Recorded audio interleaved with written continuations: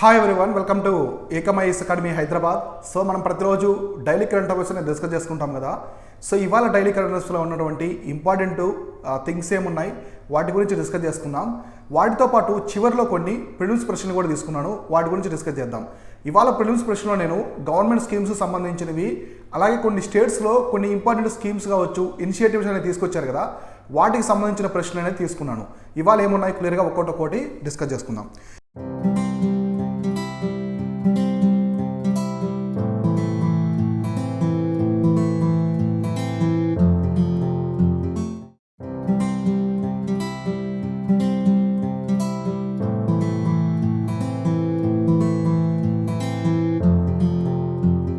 So ఇవాళ వచ్చేసి 29th September సంబంధించి ఏముందో చూద్దాం. ఫస్ట్ వచ్చేసి చూడండి, the government of India appoints lieutenant general so Anil Chauhan as the new chief of the defence staff. So మనకి సిడిఎస్ ఉంది కదా, అంటే chief of the defence staff. మనకి ఫస్ట్ సిడిఎస్కి ఎవరు ఉన్నారంటే బిపిన్ రావత్ గారు ఉన్నారు. ఆయన హెలికాప్టర్ ప్రమాదంలో చనిపోయారు.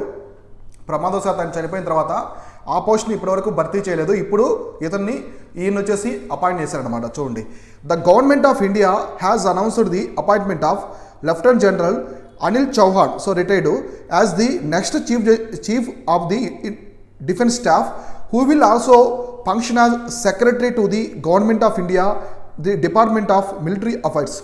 సో ఇక్కడ సిడిఎస్ వర్క్ ఏంటంటే మొత్తం 3 దళాలకి సంబంధించి ఆయన అడ్వైజర్గా ఉంటాడనమాట. సో వాళ్ళకి హెడ్గా ఉంటాడు. అంటే ప్రెసిడెంట్, మనకి త్రివిధ దళాలపతి అని ఎవరుంటారు, సో మనకి ప్రెసిడెంట్ అంటారు. అంటే వాళ్ళకి ఈ ఫోర్సెస్కి మధ్య, గవర్నమెంట్కి ఫోర్సెస్కి మధ్య ఈయన మీడియేటర్గా ఉంటారనమాట. అంటే ఒక సెక్రటరీ లాగా ఉంటారు. The NDA alumnus became the general officer commanding in chief of the Eastern Command in the September 2019 and held charge until it retires from the service of the May 31, 2021. So ఈయన May 31, 2021 వచ్చేసి retired అయ్యారు. He has held several appointments and has extensive experience in the counter insurgency operations in Jammu and Kashmir and North East. So ఈయన counter insurgency operations అంటే terrorist కాంబూట్స్ ఇవి జరుగుతాయి కదా, వాటికి సంబంధించిన దాంట్లో మంచి expert. Already Jammu and Kashmir and north east ఇండియాలో జరిగినటువంటి కౌంటర్ ఇన్సర్జెన్సీ ఆపరేషన్స్ కూడా ఈయన చాలా విజయవంతంగా చేశారనమాట. కాబట్టి ఈయనకి అపార అనుభవం ఉంది. కాబట్టి ఈ ఫీల్డ్లో మిలిటరీ అఫైర్స్ సంబంధించిన దాంట్లో ఈయనకి ఈ పోస్ట్ అనేది ఇచ్చింది. ఇండియా గవర్నమెంట్, భారత ప్రభుత్వం అనేది ఈ పోస్ట్ ఈయనకి ఎంపిక చేశారు. ఈ పోస్ట్కి ఎవరంటే ఆయన lieutenant general Anil Chauhan.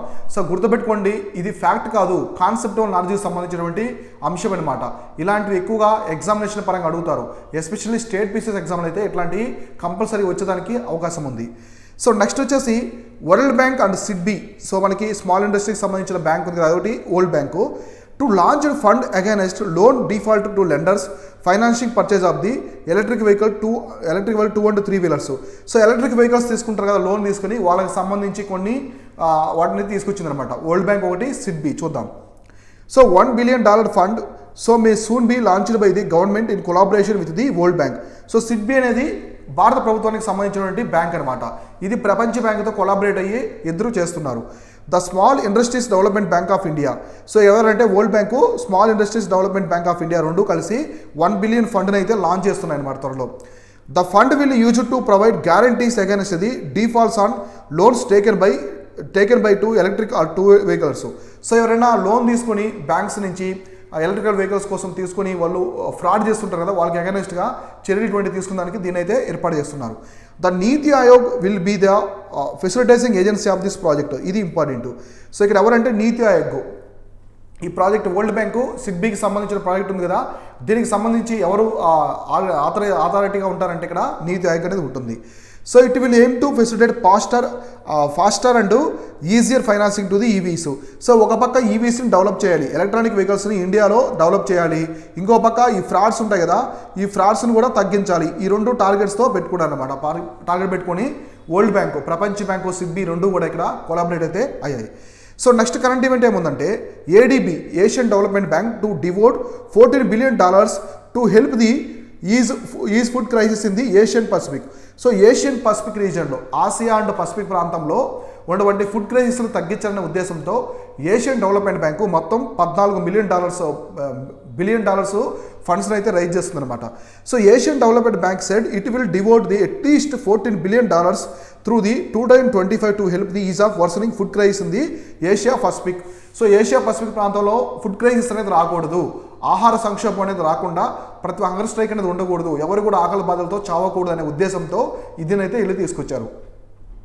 The development of lender said it plans a comprehensive program to support help the 1.1 billion people in the region who lack the health rights due to the poverty and soaring food prices. So చాలా మందికి 3 పూట్ల food అనేది చిక్కదు, ఆహారం అనేది చిక్కదు. So వాళ్ళు ఎలాంటి healthy అంటే ఆరోగ్యం పరంగా అనారోగ్యం పాలయ్యి చనిపోకూడదనే ఉద్దేశంతో ఈ ప్రాజెక్ట్ అనేది ముందుకు వచ్చిందనమాట. The Manila Philippines based ADB made announcement during the it's annual meeting. So Manila ఎక్కడ ఉంటుంది? ఫిలిప్పీన్స్లో ఉంటుంది. So head quarters of the ADB అనమాట. సో ఏడీబీ యొక్క హెడ్ క్వార్టర్స్ ఎక్కడ అంటే మనీలాలో ఉందన్నమాట. ఇదొకటి గుర్తుపెట్టుకోండి. సో ఈ పాయింట్ ఇట్లా ఏడీబీకి సంబంధించి వీళ్ళైతే ఫుడ్ క్రైసిస్ సంబంధించిన ప్రాజెక్ట్ అనేది తీసుకొచ్చారు. వీటిని ప్రశ్నలుగా అడుగుతారు. So which of the following bank recently launch a project related to the food crisis in the Asian Pacific region అంటే ADB, Asian development bank. So తర్వాత కరెంట్ ఈవెంట్ ఏముందంటే, so world bank cuts the 2022 east Asia growth aim. So east ఏషియాలో గ్రోత్కి సంబంధించిన దాన్ని తగ్గించిందనమాట world bank. ఎందుకంటే దానికి కొన్ని రీజన్స్ ఉన్నాయని వాళ్ళు చెప్తున్నారు ఈ గ్రోత్ రేట్ తగ్గించడానికి. అవేమున్నాయి చూద్దాం. So economic growth in East Asia and Pacific will be weaken sharply in the 2020 due to the China slowdown. So main reason ఏంటంటే చైనా యొక్క స్లోడౌన్ అనమాట, చైనాలో స్లోడౌన్. సో మీకు ఒక 6 months బ్యాక్ ఎవర్ గ్రాండే అని ఒక పెద్ద రియల్ ఎస్టేట్ కంపెనీ అనమాట, ప్రపంచంలోనే అతిపెద్ద real estate company ever Grande. ఇది చైనాకి సంబంధించింది. దాంట్లో ఫ్రాడ్ జరగడం వల్ల, అది పడిపోవడం వల్ల ప్రపంచంలో అన్ని రియల్ ఎస్టేట్ కంపెనీస్ అనే పడిపోయాయి అనమాట. ఎందుకంటే ఒక పెద్ద దాని మీద రిమైనింగ్ కూడా డిపెండ్ అయి ఉంటాయి. ఇప్పుడు మన ఇండియాలో రిలయన్స్ కావచ్చు, టాటా కావచ్చు, ఇట్లాంటి ఏదైనా పెద్ద దాంట్లో ఏదైనా చిన్న ఇష్యూ జరిగినా కూడా మొత్తం స్టాక్ మార్కెట్ మొత్తం కూడా కుప్పగొలిపోతుంది. ఎందుకంటే వీటి మీద డిపెండ్ అయి ఉంటుంది. ఎందుకంటే పెద్ద కంపెనీస్ ఇండియాలో గ్రోత్ రేట్ కావచ్చు, జీడిపి కావచ్చు, ఇండస్ట్రీస్ మొత్తం కూడా వీటి మీదే డిపెండ్ అయి ఉంటాయి కాబట్టి. సో ఇట్లా కాబట్టి చైనాలో స్లోడౌన్ ఉండడం వల్ల ఖచ్చితంగా ఇక్కడ వచ్చేసి ఇది రావచ్చు అని చెప్తున్నారు. తర్వాత but the face of expansion will pick up the next year the world bank said. So ఇప్పుడైతే చైనా స్లోడౌన్ వల్ల 2022లో సో గ్రోత్ రేట్ అనేది తగ్గించాము. కాకపోతే 2022 తర్వాత నెక్స్ట్ ఇయర్ 2023 నుంచి కొంచెం పికప్ అయితే ఉంటుంది ఎకనామిక్ గ్రోత్ రేట్లు అని చెప్తున్నారు. The Washington based lender said the report it expected 2022 growth in the East Asia Pacific region, so which includes China, to slow down to the 3.2%, slow down from the 5.0%. మామూలుగా 5% అని చెప్పారు, కానీ ఇప్పుడు దాన్ని 3.2%కి అయితే తగ్గించారు అనమాట. Forecast in the April. And the previous year growth was 7.2%. So previous year growth rate 7.2% ఉంది. ఇప్పుడైతే 5% చెప్పారు ఫస్ట్ ప్రిడిక్షను, దాన్ని 3.2%కి అయితే తగ్గించారు. ఎందుకంటే చైనాలో స్లో డౌన్ అనేది ఉందని చెప్తున్నారు. సో అట్లా. సో నెక్స్ట్ కరెంట్ ఈవెంట్ చూడండి ఏమి ఇచ్చారు. The Indian government introduce the sign learn smart phone app. So sign learn అని ఒక యాప్ని అయితే భారత ప్రభుత్వం ఈ రీసెంట్గా వచ్చేసి రిలీజ్ చేసింది. అదేంటో చూద్దాం. అసలు సైన్ లెర్న్ అనే యాప్ దేనికి సంబంధించిందో చూద్దాం. ఇది స్మార్ట్ ఫోన్ యొక్క యాప్ అనమాట. Sign learn smart phone app. The center released the sign learn smart phone app 1000 word lexicon for the Indian sign language. So మనకి ఇండియన్ సైన్ లాంగ్వేజ్ ఉంటుంది కదా, దానికి సంబంధించి మొత్తం దీంట్లో 10,000 words అనేవి ఉంటాయన్నమాట. మొత్తము 10,000 పదాలు అనేవి ఇందులో ఉంటాయి, ఒక లెక్సికాన్ అనమాట. So Pratima Bhowmik so minister of the state social justice and empowerment introduced the app. మనకి ప్రతిమా భౌమిక్ అనమాట. ఈమె ఎవరంటే minister of state for the social justice and empowerment. ఈమె రిలీజ్ చేశారు యాప్ని. 10,000 word Indian sign language research and the training center lexicon serve the foundation for the sign learn. So sign చూసుకొని ఆ 10,000 words చేస్తారనమాట. All the terms in the ISL dictionary can be searched in the Hindi English on the app which accessible to the Android and iOS versions. So ఈ app అనేది రెండింటికి, Android వర్షన్స్కి ఐఓఎస్కి ఉంటుంది. ఇందులో especially ఎక్కువగా వచ్చేసి హిందీ ఇంగ్లీష్ సంబంధించిన వర్డ్స్ అనేవి ఎక్కువ ఉంటాయని చెప్తున్నారు. అంటే ఇండియన్ సైన్ లాంగ్వేజ్ అనమాట, ఇది సైన్ లాగా ఉంటుంది. సో దీని గురించి చూసుకోండి. ఎస్పెషల్లీ ఇలాంటి కరెంట్ ఈవెంట్స్లో యాప్స్ ఉంటాయి కదా, గవర్నమెంట్ రిలీజ్ చేసే యాప్స్, ఇవి ఫ్రీక్వెంట్గా అడుగుతూ ఉంటారు ఎగ్జామినేషన్లో. ఇవి బాగా నీట్గా క్లియర్గా చూసుకొని నోట్ చేసి పెట్టుకోండి. సో ఇవి వచ్చేసి ఇవాళ డైలీ కరెంట్ అఫైర్స్. ఇప్పుడు మనం ప్రిలిమ్స్ ప్రశ్నలు 5 ప్రిలిమ్స్ ప్రశ్నలు చెప్పాను కదా, అవి ఏమున్నాయి ఒక్కొక్కటి మనం క్లియర్గా డిస్కస్ చేసుకుందాం. సో చూద్దాం. సో ఫస్ట్ ప్రశ్న ఏముందంటే, సో పూల్ డే అనే ఒక ఫెస్టివల్ ఉంటుంది. ఇది వచ్చేసి హార్వెస్ట్ ఫెస్టివల్ అనమాట. సో పూల్ డే అనేది హార్వెస్ట్ ఫెస్టివల్. సో మనం కూడా హార్వెస్ట్ ఫెస్టివల్ చేసుకుంటాం చాలా దగ్గర. మనకి గుడి పడ్వా కావచ్చు, సో లోహిరి సో లోహ్రీ కావచ్చు, మనం సంక్రాంతి, సో సంక్రాంతిలో ఫెస్టివల్స్, హార్వెస్ట్ ఫెస్టివల్, బిహు కావచ్చు, అస్సాంలో బిహు, ఇట్లాంటి హార్వెస్ట్ ఫెస్టివల్స్ అనేది చేసుకుంటూ ఉంటాం. అట్లానే ఒక పూల్ డే అనే ఒక హార్వెస్ట్ ఫెస్టివల్ ఉంది, ఇది ఏ స్టేట్లో సెలబ్రేట్ చేస్తారని అడుగుతున్నారు. మణిపూర్, త్రిపుర, ఉత్తరాఖండ్. సో త్రిపుర, ఉత్తరాఖండ్, అరుణాచల్ ప్రదేశ్. సో అదే ఉత్తరాఖండ్. సో ఉత్తరాఖండ్లో ఈ పూల్ డే అని చెప్పేసి ఒక హార్వెస్ట్ ఫెస్టివల్ అయితే జరుపుకుంటారు. మీరు ఇలానే ఇండియాలో మొత్తం హార్వెస్ట్ ఫెస్టివల్స్ ఏమున్నాయి ఒక లిస్ట్ అవుట్ అయితే చేసి పెట్టుకోండి. ఎందుకంటే ఆర్ట్ అండ్ కల్చర్ పరంగా, సొసైటీ పరంగా ఇలాంటి ప్రశ్నలు అడిగేదానికి అవకాశం ఉంటుంది. సో తర్వాత సెకండ్ ప్రశ్న ఏంటంటే which state launched the first cinematic tourism policy. So మన ఇండియాలో మొట్టమొదటిసారి ఒక స్టేట్ అయితే సినిమాటిక్ టూరిజం పాలసీని స్టార్ట్ చేసింది అనమాట. సినిమాటిక్ టూరిజం పాలసీని స్టార్ట్ చేసింది, అది ఏ స్టేట్ అని వీళ్ళైతే అడుగుతున్నారు. సో ఆప్షన్స్ ఏమి ఇచ్చారంటే ఉత్తరాఖండ్, గోవా, గుజరాత్, కేరళ. సో ఆల్మోస్ట్ అందరూ కూడా గోవాలో మనకి ఫిల్మ్ ఫెస్టివల్స్ అనేవి జరుగుతుంటాయి, గోవా అనుకుంటారు, కానీ మీరు దీని గురించి అనుకుంటే మాత్రం ఖచ్చితంగా రాంగ్ అవుతుంది. సో గుజరాత్ అనేది ఈ సినిమాటిక్ టూరిజం పాలసీ అనేది తీసుకొచ్చింది అనమాట. ఇండియాలో ఇది ఫస్ట్ టైం అనమాట ఇలా తీసుకురావడం, సినిమాటిక్ టూరిజం పాలసీ అనేది తీసుకురావడం. సో తర్వాత థర్డ్ ప్రశ్న ఏమి ఇచ్చారంటే జల్ జీవన్ హరియాలీ మిషన్. ఇది ఆల్రెడీ నేను ఇంతకుముందు కూడా డిస్కస్ చేశాను కరెంట్ ఈవెంట్స్లో. జల్ జీవన్ హరియాలీ మిషన్ అని చెప్పేసి ఒక ఫ్లాగ్షిప్ క్లైమేట్ చేంజింగ్ ఇనిషియేటివ్ అనేది తీసుకొచ్చింది అనమాట ఒక స్టేటు. సో భారతదేశంలో ఒక రాష్ట్రం అనేది క్లైమేట్ చేంజ్కి సంబంధించింది.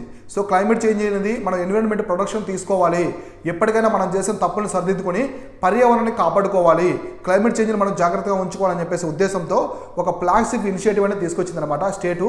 అది ఎవరైనా అడుగుతున్నారు. సో చూడండి, ఒడిస్సా, ఛత్తీస్గఢ్, బీహార్, ఆంధ్రప్రదేశ్. సో ఆంధ్ర వచ్చేసి మీకు బీహార్. సో బీహార్ అనేది జల్ జీవన్ హరియాలీ మిషన్ అనే దాన్ని తీసుకొచ్చింది అనమాట. సో ఇది క్లైమేట్ చేంజ్కి సంబంధించింది. దేనికి రిలేటెడ్ అంటే క్లైమేట్ చేంజ్కి సంబంధించింది. ఈ విధంగా అది క్లియర్గా చూసుకోవాలి. సో తర్వాత ధరణి పోర్టల్. సో ధరణి పోర్టల్ అంటే మీకు ఐడియా వచ్చి ఉంటుంది. So Dharani portal which was scene in news which was launched by which state government. So అంటే స్టేట్ గవర్నమెంట్స్ లాంచ్ చేసిన వాటిలో మెయిన్ ఇంపార్టెంట్ నేను తీసుకున్నాను అనమాట. ఇక్కడ చాలా ఇంపార్టెంట్ ఇక్కడ నేను తీసుకున్నాను. సో ధరణి మిషన్ అనేది ఒక ల్యాండ్ రిజిస్ట్రేషన్ ప్రోగ్రామ్ అనమాట. So land registration portal. So ఏంటంటే ల్యాండ్ రిజిస్ట్రేషన్ పోర్టల్ ఏ స్టేట్ తీసుకొచ్చింది వచ్చేసి తెలంగాణ. సో తెలంగాణ తీసుకొచ్చింది. ఇప్పుడు ఆంధ్రప్రదేశ్లో మనకి ల్యాండ్ రిజిస్ట్రేషన్ అనేది సో సచివాలయ సేవ ద్వారా మనకి ఈ సేవ, మీ సేవ ఇలా ఉంటాయి కదా, అట్లానే తెలంగాణలో గవర్నమెంట్ అనేది ఒక పోర్టల్ తీసుకొచ్చింది అనమాట. దాని పేరు వచ్చేసి ధరణి అంటే భూమి అని. ధరణి కావచ్చు, సో మనకి ధరిత్రి అని కూడా అంటారు. సో భూమిని వచ్చేసి ధరణి ఇట్లా పిలుస్తుంటారు. సో ధరణి అంటే భూమి అని అర్థం. సో ఇట్లా ఇదొకటి ఇంపార్టెంట్. సో నెక్స్ట్ ఫిఫ్త్ ప్రశ్న, లాస్ట్ ప్రశ్న ఇదేంటంటే so which Indian state or UT launched the mobile application named the Sattark Nagrik. So Sattark Nagrik అని స్టార్ట్ చేశారు. ఇది ఎవరు స్టార్ట్ చేశారని అడుగుతున్నారు. సో ఇక్కడ ఆప్షన్స్ ఏమి ఇచ్చారంటే Uttar Pradesh, Jammu and Kashmir, Gujarat, Bihar. So answer వచ్చేసి UT, Jammu and Kashmir. So UT మనకి Jammu and Kashmir lieutenant governor ఎవరంటే లెఫ్టినెంట్ గవర్నర్ వచ్చేసి మనోజ్ సిన్హా. సో మనోజ్ సిన్హా గారు దీన్ని తీసుకొచ్చారు. అసలు ఏంటి దీని ఏదంటే ఇది పబ్లిక్ గ్రీవెన్సెస్ అనమాట. సో అందరి నుంచి పబ్లిక్ గ్రీవెన్సెస్ అనేది తీసుకుంటూ ఉంటారు. Public grievances about the corruption. So మనకి ఈ యూటీలో ఎక్కడైనా కూడా కరప్షన్ జరిగితే మీరు వచ్చేసి కంప్లైంట్ చేయొచ్చు. సో కంప్లైంట్ చేస్తే మేము ఇమీడియట్గా యాక్షన్ తీసుకుంటామని చెప్పేసి లెఫ్టినెంట్ గవర్నర్ వచ్చేసి ఇక్కడ మనోజ్ సిన్హా గారు దీన్ని స్టార్ట్ చేశారు అనమాట. వచ్చేసి సతార్కు నాగరిక్ అనేది స్టార్ట్ చేస్తారు. ఇది ఎక్కడంటే జమ్మూ అండ్ కాశ్మీర్లో స్టార్ట్ చేశారు. ఇవి వచ్చేసి ఇవాళ కరెంట్ అఫైర్స్ ప్రిలిమ్స్ ప్రశ్నలు. So next important current affairs ఏమున్నాయి, రేపు ప్రిలిమ్స్ ప్రశ్నలు ఏమున్నాయి మనం క్లియర్గా డిస్కస్ చేసుకుందాం. So this is Sivan. ఇది వచ్చేసి ఇవాళ క్లాసు. రేపు మనం క్లియర్గా రిమైండింగ్ కూడా డిస్కస్ చేసుకుందాం. Thank you so much.